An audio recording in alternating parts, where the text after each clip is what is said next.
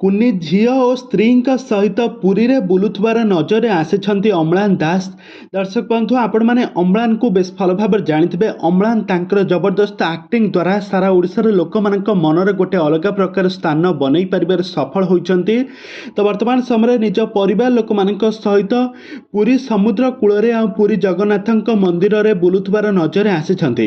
ତେବେ ଦର୍ଶକ ବନ୍ଧୁ, ଏ ସମ୍ପର୍କରେ କ'ଣ ରହିଛି ଅଧିକ ଅପଡେଟ୍ ଜାଣିବା ପାଇଁ ହେଲେ ଆପଣମାନେ ଆମ ଚ୍ୟାନେଲକୁ ସବସ୍କ୍ରାଇବ୍ କରି ପାଖରେ ଥିବା ବେଲ୍ ଆଇକନକୁ ଦବାଇ ଦିଅନ୍ତୁ। ଦର୍ଶକ ବନ୍ଧୁ, ଆପଣମାନେ ଅମ୍ଳାନ ଦାସକୁ ବେଶ ଭଲ ଭାବରେ ଜାଣିଥିବେ। ସେ ପୂର୍ବରୁ ବହୁତ ସାରା ଓଡ଼ିଆ ସିରିଏଲରେ ଅଭିନୟ କରି ବହୁତ ସାରା ଓଡ଼ିଆ ସିନେମାରେ ଅଭିନୟ କରି ବେଶ ଲୋକପ୍ରିୟତା ହାସଲ କରିଛନ୍ତି। ତାଙ୍କର ଆକ୍ଟିଂକୁ ସାରା ଓଡ଼ିଶାର ଦର୍ଶକମାନେ ବେଶ ପସନ୍ଦ ମଧ୍ୟ କରନ୍ତି। ତ ବର୍ତ୍ତମାନ ସମୟରେ ଅମ୍ଳାନ ଦାସ କୌଣସି ବି ଆଗାମୀ ଦିନମାନଙ୍କରେ ଆଗାମୀ ରଜରେ ତାଙ୍କର କୌଣସି ବି ଓଡ଼ିଆ ସିନେମା ଆସୁନାହିଁ।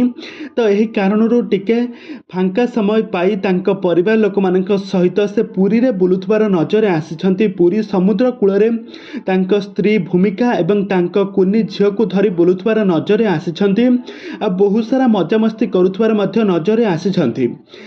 ପୂର୍ବରୁ ତାଙ୍କର ଭାଇ ଆଉ ତାଙ୍କର ବାପାଙ୍କର ଦେହାନ୍ତ ପରେ ଅମ୍ଳାନ ପୁରା ଏକା ହୋଇଯାଇଥିଲେ, କିନ୍ତୁ ବର୍ତ୍ତମାନ ସମୟରେ ଅମ୍ଳାନଙ୍କର ଝିଅ ହୋଇଛନ୍ତି ଆଉ ଝିଅକୁ ଦେଖି ସେ ସବୁ ଦୁଃଖକୁ ଭୁଲି ଯାଇଛନ୍ତି। ତେବେ ଦର୍ଶକ ବନ୍ଧୁ, ଆପଣମାନଙ୍କୁ ଅମ୍ଳାନ ଦାସ କେମିତି ଲାଗନ୍ତି ଆଉ ତାଙ୍କର ଆକ୍ଟିଂ ଆପଣମାନଙ୍କୁ କେମିତି ଲାଗେ, ଆମକୁ ନିହାତି ଭାବେ କମେଣ୍ଟ ବକ୍ସରେ କମେଣ୍ଟ କରନ୍ତୁ। ଆଗକୁ ଏହିଭଳି ହଲିଉଡ୍ ସମ୍ବନ୍ଧିତ ବା ସିରିଏଲ ଦୁନିଆ ବିଷୟରେ ଅଧିକ ଖବର ଜାଣିବା ପାଇଁ ହେଲେ ଆପଣମାନେ ଆମ ଚ୍ୟାନେଲକୁ ସବସ୍କ୍ରାଇବ୍ କରି ପାଖରେ ଥିବା ବେଲ୍ ଆଇକନକୁ ଦବାଇ ଦିଅନ୍ତୁ।